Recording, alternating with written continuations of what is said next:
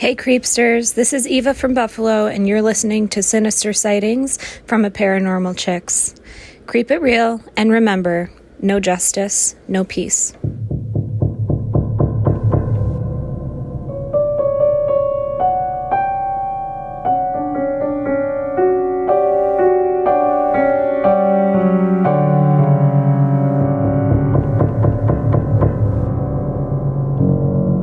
I'm Donna. And I'm Carrie. And we are Paranormal Chicks. Sinister Sightings 68. And you just heard from Eva. And we absolutely agree. No justice, no peace. Oh, and hey, bestie, Judy. She said that our friendship reminds her of her and her bestie, Judy's friendship. And that our laughter makes her commutes brighter, which... Thank you for liking our laughter. Not everybody does. It's an acquired taste. We're like a fine wine. We like to wine. Mm-hmm. And we fine. Oh, hell yeah. Okay. Before I jump right in, if you want to be like Eva and intro a Sinister Sightings, head on over to patreon.com/theapcpodcast. All right, jumping in, and the first one is true crime. Sort of. Hey there, I'm new here and trying to catch up, and I heard Carrie whine. Oh my God!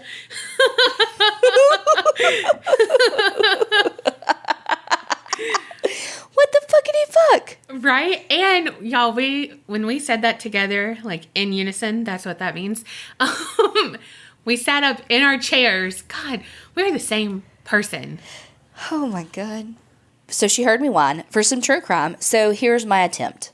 When I was 5, my parents separated and my mom found a 2-bedroom apartment in a not-so-nice part of El Cajon, California, for the 4 of us. Before, I forgot to mention I have 2 older brothers.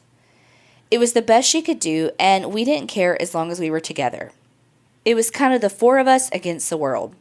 There was a farm next to our complex, and one day my oldest brother told us to follow him over and be very quiet, and we will see something neat. We saw a sheep being born. Just wow. We were so excited to tell our mom all about it when she got home from work. She loved hearing about it and how excited we were to see it until there was a knock on the door. It was a cop following up on a trespassing complaint. My mom lit into him saying, with all of the cheap happenings in the town, this is how you spend your shift harassing kids that just watched some animal and didn't disturb anything? She then said, if he needed to arrest one, take the little one, which is me, and called me over. She then told the cop to tell me why he was there. I was just smiling away at him, so he made a flabbergasted sound and told us to have a nice night and left. Okay, same apartment. Our next door neighbor was a single lady with a daughter my age, so we played together. When I asked if her mommy went to work, she said no, she goes on lots of dates and has lots of boyfriends. When my brothers heard this, they of course told my mom, who then said my friend could come over, but I couldn't go over there. Brothers explained why. One night, there was a lot of noise and police cars. Mom talked to the police, and I heard her tell them about our friendship. The next morning, their front window was boarded up, and the walkway in front of their window was red. Mom said they spilled Kool-Aid. Even at my young age, I knew that wasn't right. She said nothing about the window. Brothers gave me the stop, we'll explain later look. They said one of her boyfriends beat the crap out of her, may have killed her, and her daughter went into the system. Oh, gosh. I am so grateful that the day I came home from the hospital, I had 2 brothers helping take care of me. Yes, they were protective, but they also knew to tell me what was going on so I'd be aware and stronger. Plus, they would wrestle me so I can fight dirty too. Sorry, this was long. You ladies rock. I mean, I'm with your mom. All the shit that's happening, you follow trespassing? On little kids, and it was just... I mean, I could understand if they... Now... We don't know what your brother did before he called y'all over there, though. True. I mean, I'm sure he did nothing and he's a peach and followed all the rules. Mm-hmm. That sounds like some shit your mama would do. Now get over here, Donna. Now you tell her why you're here. Right? Me with no teeth. And holy shit about your neighbor. That's so sad. I wonder if she was a sex worker or she just had, like, sugar daddies? I don't know. I'm thinking sex worker. And that's what's sad, too, is that, like... Having a sugar daddy is not considered being a sex worker? I mean, it's the same thing. Yeah. You just tend to do it with one person versus many. Yeah. Conceptually, it's the same thing. Yeah. It's just, quote-unquote, socially acceptable. But I digress. You know, whereas we could legalize it and regulate it with, you know, STI testing and... Right. You know, avoid sex trafficking and abuse and, you know, those things. But having sex with people for money is not right. I know. That, oh, gosh. That aggravates me so bad. Man, that soapbox just snuck up on me, didn't it? Right? All right. The next one is sinister creepiness? ? Hey, ladies. So I'm not sure what y'all would think of this, but I have a short story for you. Before we moved into the house that we currently live in, I would come to this place all of the time, along with my aunt, who is a year and a half younger than me, and a bunch of my cousins and my brother. One day, we were all just messing around playing, and my brother, our 2 cousins, and my aunt were walking down the porch stairs. I was just coming out the door when all of a sudden we heard this loud humming noise. I was so scared, so I peeked out the door because I was just inside of it. And there was this helicopter hovering down by the stairs. What, like a helicopter? Yes. The guy in it opened his door and asked if we wanted a ride, which we were all like, no thank you, bye, and ran back inside. At the time, there were a ton of trees, so there's no way a helicopter could fit through there. Well, here's the kicker. No adults believed us, but all of us, when asked separately, gave the exact same answer. No idea how to explain it, but it sure did creep us out. Creep it real, y'all. Wait, what? That's it? That's it. Oh my gosh. I need answers. I feel like this was like one of those, like before like a Pixar, you know, and they have those like little short stories and it's like, wait, I need to know what happens. I need to know, like, it's like just that teaser and you're like, oh, what's going to happen? Like, I need to know. Was it really a guy in a helicopter? Or was it like, I don't know, like something masked as that? Because she said like a helicopter couldn't fit through the trees. How could he get there? What would it be masked as? I don't fucking know. That literally made no sense. I don't know. Supernatural shit, y'all. Oh my God. Okay, yes, I definitely need more answers. But like, how would a helicopter get through if there were trees around? Well, and they why did couldn't they get not hear through it like circling and all that, you know? Yeah.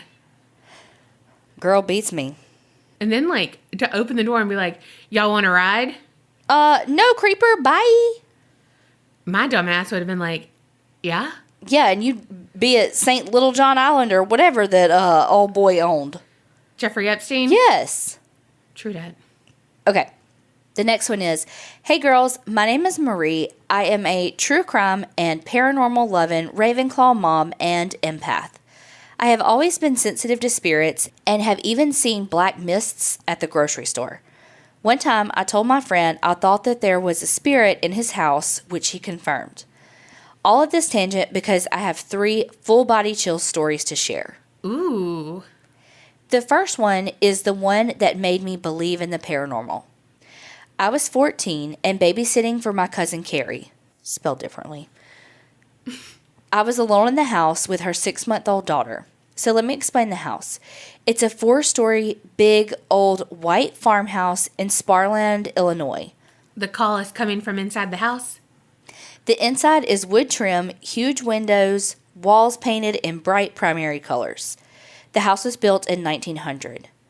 Around World War I, a 9-year-old girl died in the house from the influenza epidemic. She was buried in La Prairie Township Cemetery nearby. Sorry, I hope I didn't butcher all of those places.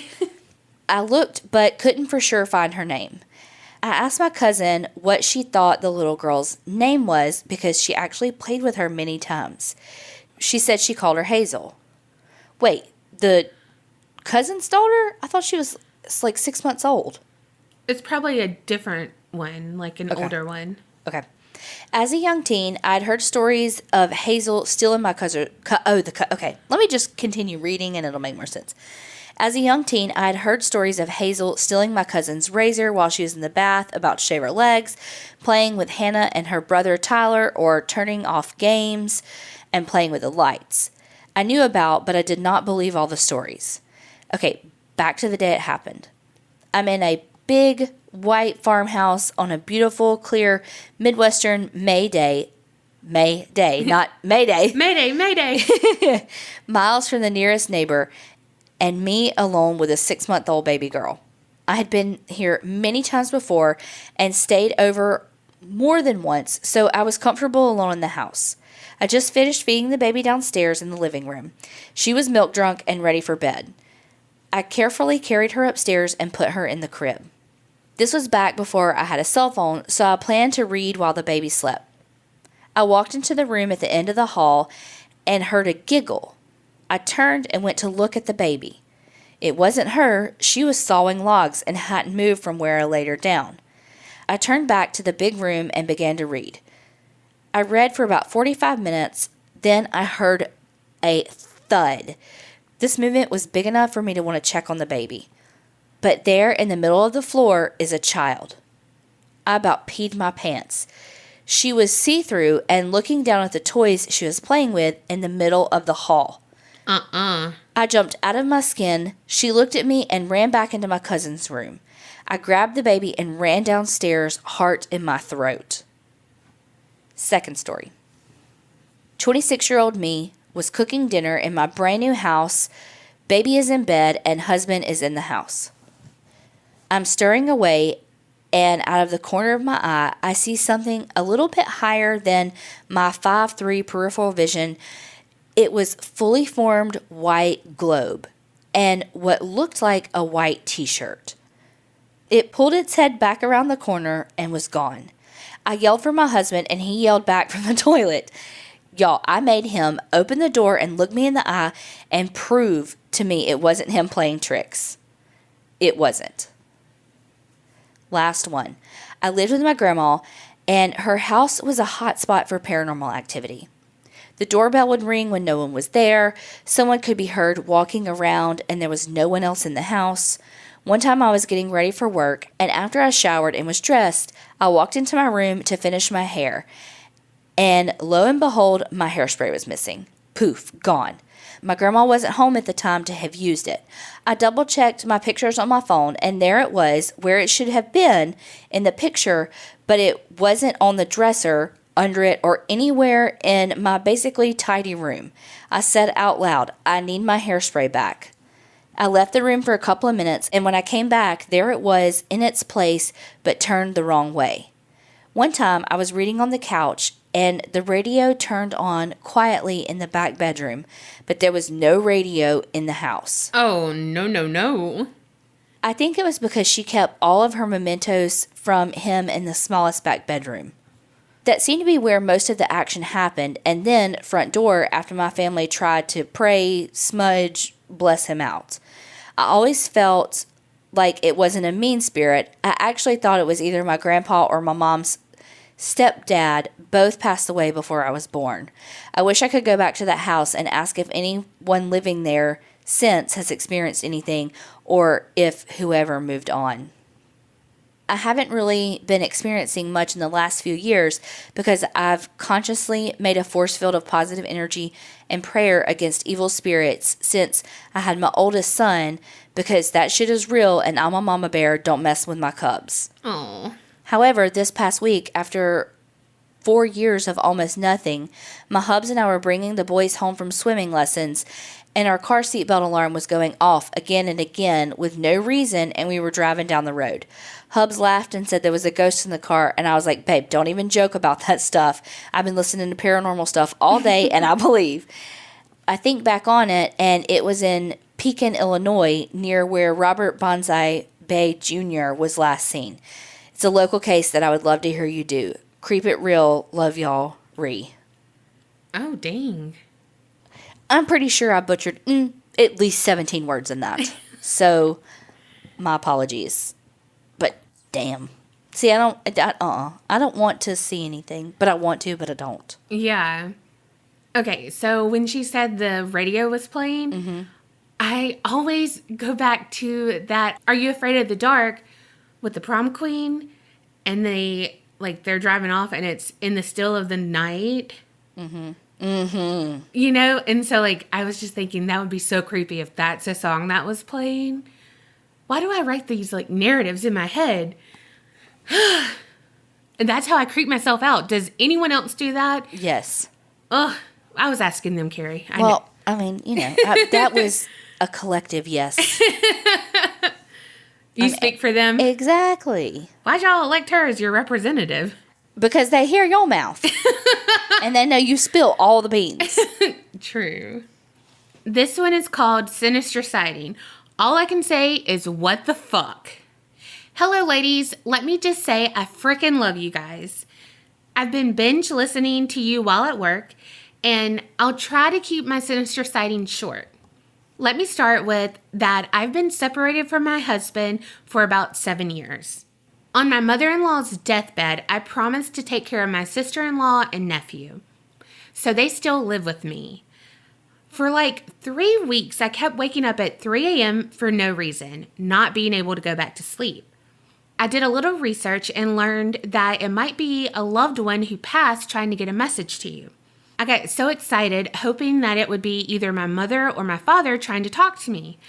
So that night, when I woke up, I did everything I had read, tried to relax, took deep breaths, and said, okay, I'm listening.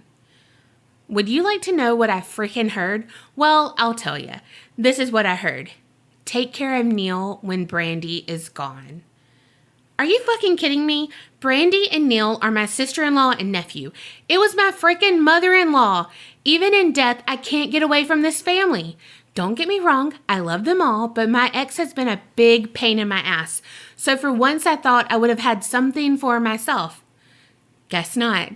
Thank you so much for all that you do. You keep me company at work all day. Damn, monster-in-law. Right? That's my luck. I would be so ready to receive something and then be like, wait, what the fuck? I'm just kidding. I'm sure your mother-in-law was wonderful. But, you always want to hear from your mama. Of course. Also, did your sister-in-law pass away, or was your mother-in-law just being extra cautious before she finally left? Who knows? Well, the writer does, so I need her to let us know. Okay. Hey, y'all. I want to start off by thanking you for doing the podcast. My girlfriend introduced it to me, and I cannot get enough of it. I love the stories, and you two make me laugh on my long drives to work. My story takes place in the beautiful city of Edinburgh, Scotland. If you have never been there, I highly recommend it. It's full of history and rich culture. It's also reportedly one of the most haunted cities in the world.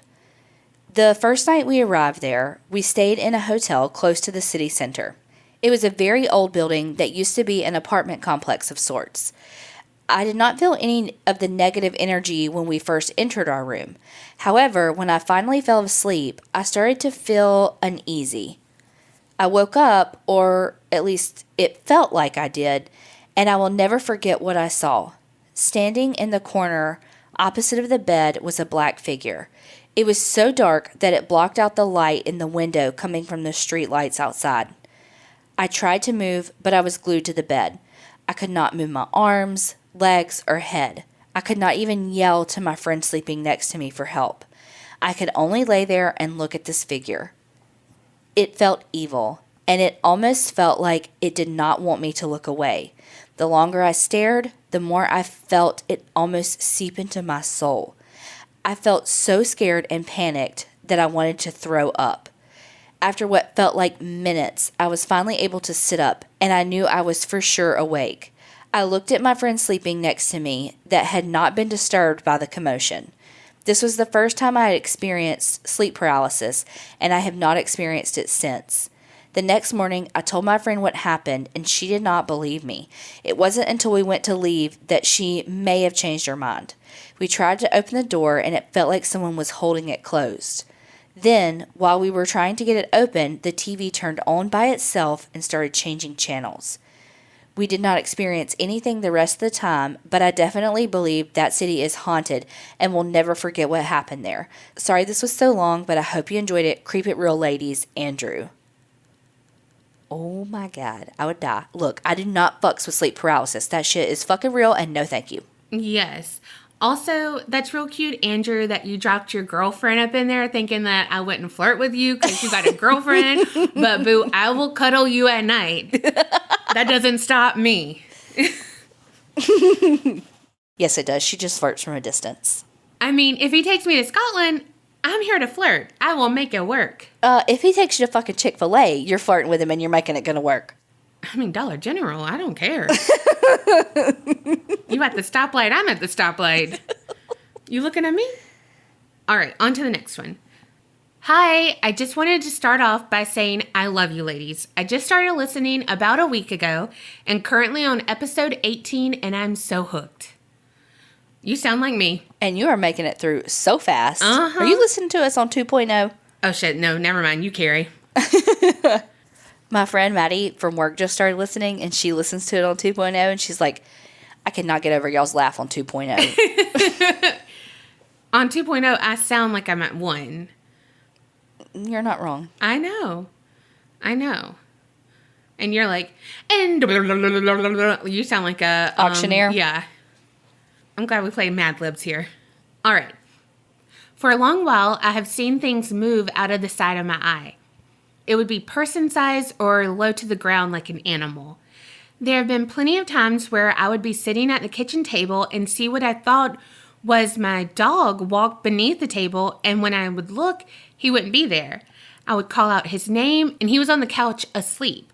And trust me, you could hear him when he would jump on the couch, so you knew he hadn't just ran over there.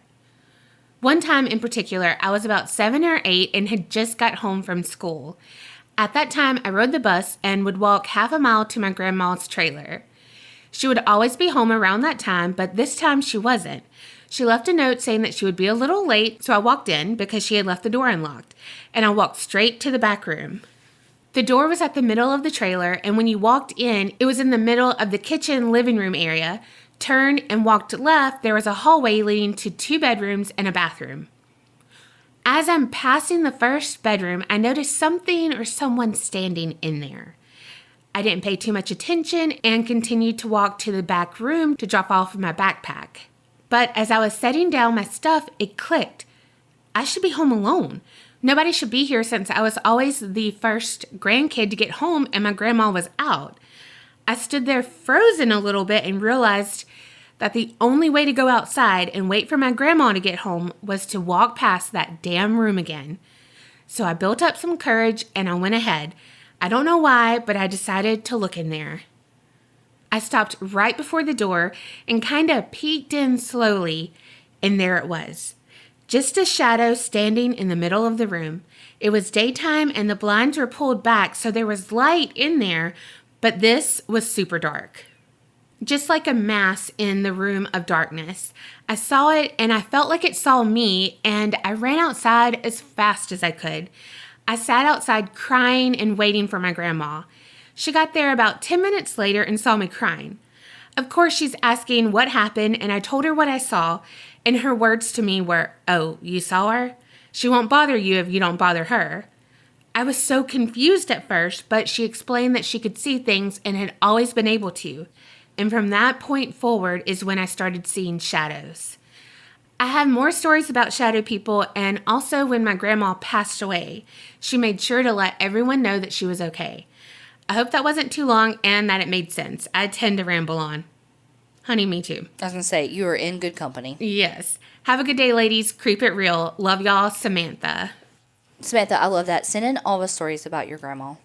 Yes. And can you imagine, like, your brain going, I have to get out of here, but I have to go past that room? Mm-hmm. I would look into, I would have to.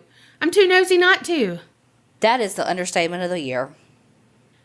Okay, the next one is Lorraine Warren visit. Ooh. I have a family history of paranormal connections, meaning I can see and hear and sometimes speak to spirits. My brother used to be able to hear and speak to them before he got himself closed off in college. My youngest sister can see them. My grandmother can see them. I'm not quite sure if my mom can see or speak to them, but just a little back reason to why I took this visit so seriously. I don't remember what year it was, but Lorraine Warren came to visit / did a tour in my hometown, so naturally we got tickets to go. Back then, a bunch of us used to mess with the paranormal all the time, go to cemeteries, try to do seances, like we thought we were legit ghost hunters. After a few bad trips to the cemetery, we had her show a few days later. If you hang around long enough, you were able to try and have a meet and greet with her. She was really nice and would talk to people that she felt a connection with. Well, she had a connection with us. There were 5 or 6 of us. I can't remember if our 6th person was actually with us. And Lorraine Warren looks right at my now husband and goes, "You guys need to stop." So we really start all looking at each other and go, "I'm sorry?" She goes, "You guys have dark things for you, and there's nothing good to come out of this. I'm telling you now, you need to stop." Well, that's all it took for me. I was done. I washed my hands of anything else after that. My husband now, when we were dating back then, had broken up for a little while, and he kept doing it with the same people and his ex-girlfriend, and I told him he needed to cut that shit out. He did shortly after, but I gave it up that night she told us to stop. Wow. Damn. I mean, she's a polarizing person, so you either hate her or you love her, you believe her or you don't. But even if you don't believe her, if she says, y'all need to stop messing with spirits, and you do mess with spirits, right, I would stop. Uh-huh. Like, even if I'm like, because how I would don't she believe know? you. Yeah. Like, nope. Damn. But that's really cool that you got to talk to her. Yeah. Dang. Hey, Spook Babes, and thank you for bringing me my favorite podcast now twice weekly. I love the Sinister Sightings episodes and have been thinking about sharing my own story for a while. But why is sitting down and actually typing so damn hard? Preach. I'm not a writer, so bear with me for actually trying. To give my story a little backing, my name is Elin, and I'm from Sweden. I'm turning 30 in June, and this happened 6 years ago when I was 24. Happy late birthday. Oh, for sure. I didn't even think about that. Back then, I still lived in my parents' house due to studying at an expensive private film school in Stockholm, which also meant commuting every day for over 2 hours a single trip. That's a scary story all by itself, I know. Oh my God. But also been there, going to an expensive fucking school, having to live with your parents. Been there. Yep. Done that, got the student loans. At the last school semester, I desperately wanted to have one of my own scripts chosen for the finals. The finals in a film school is basically getting your short film chosen by the teachers and the headmaster and getting to direct it. This was a big deal for me because I had my eyes set on making it in the film industry, and having a well-produced short film in my repertoire in the beginning of my career gave me a head start. I'm a hardcore horror fan, and unfortunately, horror movies are often overseen in the light of an anxiety-filled and artsy drama. So true. I pushed myself basically to the limit that semester, and since I hate to write on a deadline, I struggled hard to make a good story. Finally, I wrote a story based on the folklore revolving around the Codex Gigas, the Devil's Bible.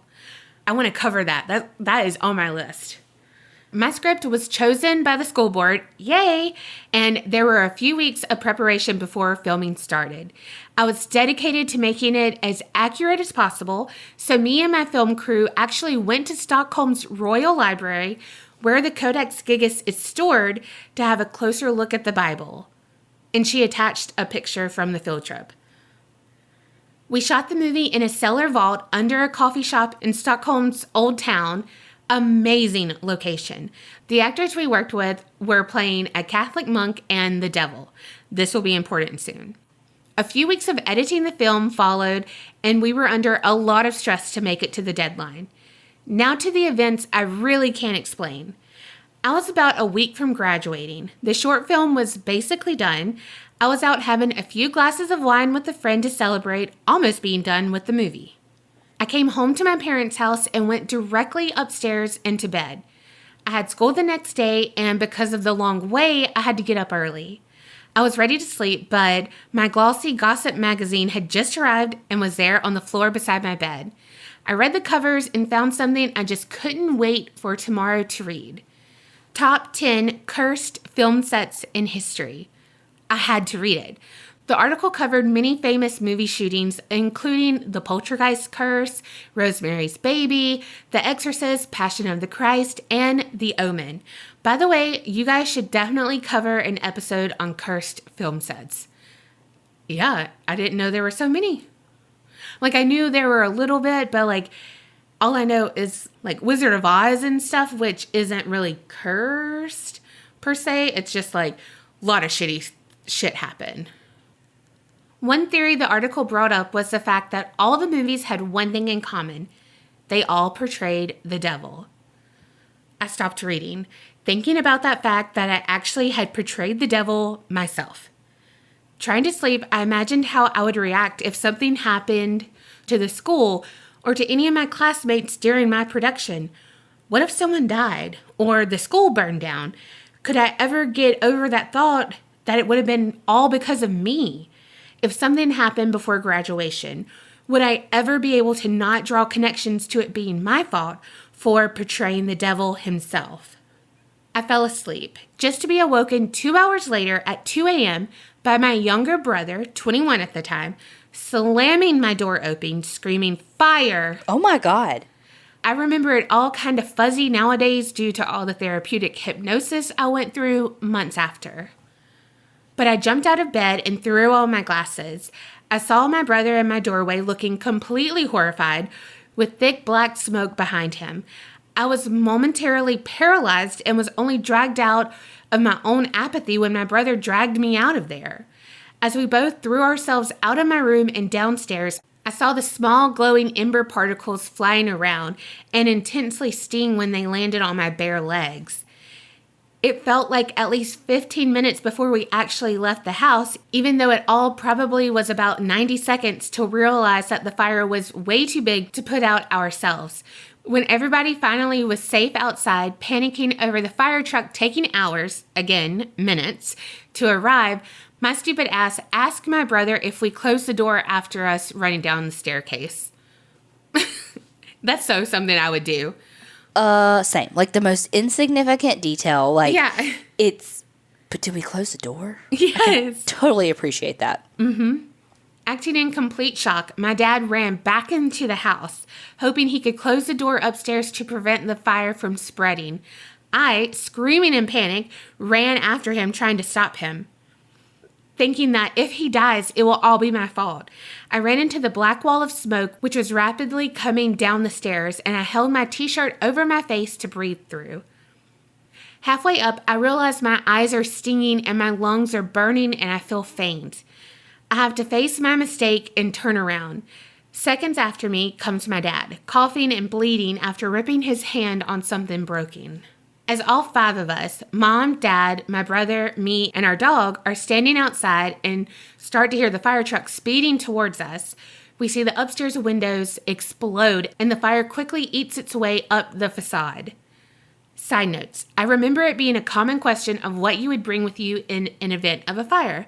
I now know my family's answer. My brother, his phone to call 911.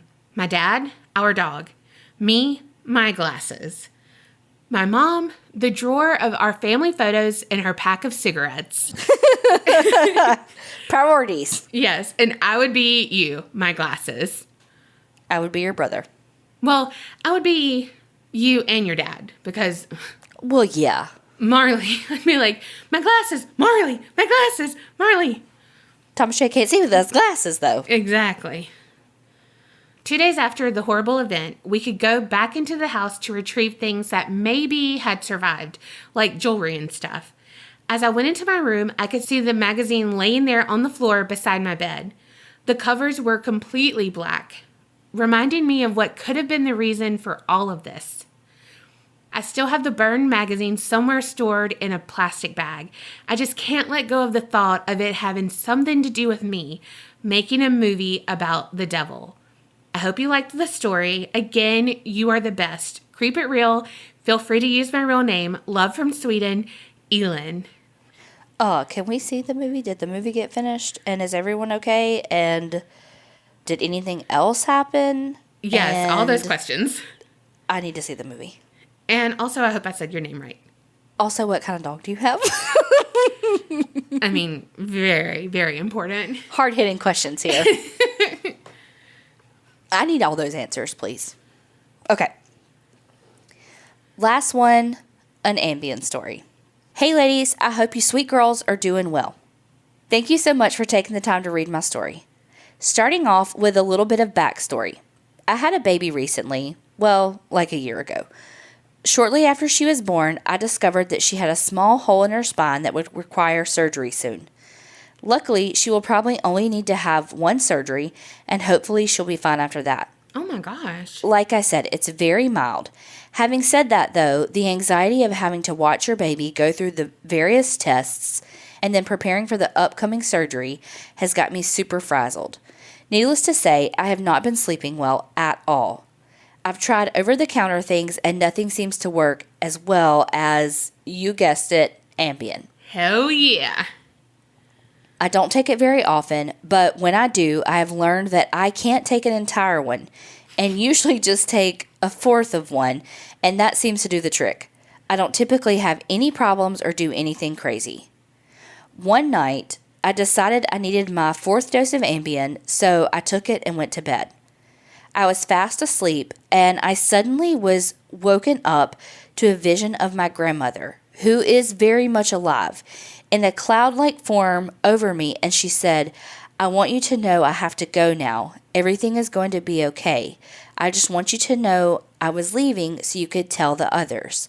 I love you so much, and you are going to be okay, but I have to go. My grandmother is the holiest, godliest woman I know, and I assume at that moment, she had come to tell me she was going to heaven now. I, of course, freaked out, thinking, well, I have to call her and see if she's all right. I immediately picked up the phone to call her, but it was 3 a.m. She always turns her phone off at night. I live 3 hours away from her house, and in my Ambien-induced state, my thought process was, well, if she had gone to be with the Lord, there's nothing I could do about it, so I went back to sleep. I woke up around 8 the next morning and remembered my vision or dream and called my grandmother. She didn't answer. I was like, oh crap, she done passed on to the other side. So I texted her and said, call me as soon as you get this, it's very important. She thankfully calls me right back and I tell her the whole story. She is laughing the entire time. After I got off the phone with her, I remember that I had taken the Ambien and I'm convinced that's what caused my vision. Thanks for the great podcast. You guys are doing such a great job. XOXO, C. Oh my gosh. Okay. Ambien's gone to a whole nother level. You got... like a premonition. Yeah. I'm so glad that your grandmother's okay. Right?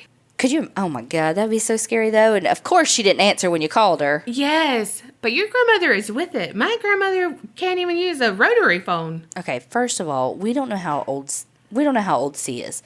Your grandmother is old. My grandmother was old. She died in her 90s, and that was 3 years ago. Yeah. Well, her grandmother could be... grandmothers are old to me, okay? I'm sorry. But, like, my mom is a grandmother, and she texts. Yeah. My mom has taught me more about a damn iPhone than I knew. That is true. That's very true. I don't think about other people's... oh, well, that's very selfish of you. Yeah. I mean, when I see people who have young parents, I'm like, God, your mom looks young. Mm-hmm. It doesn't make sense because my mom was always older. Yeah. You know? We hadn't had an Ambien story in a long time. I know. Y'all did amazing. As always, keep sending them in, paranormalchicks@gmail.com. And remember, Creep it real and don't get scared.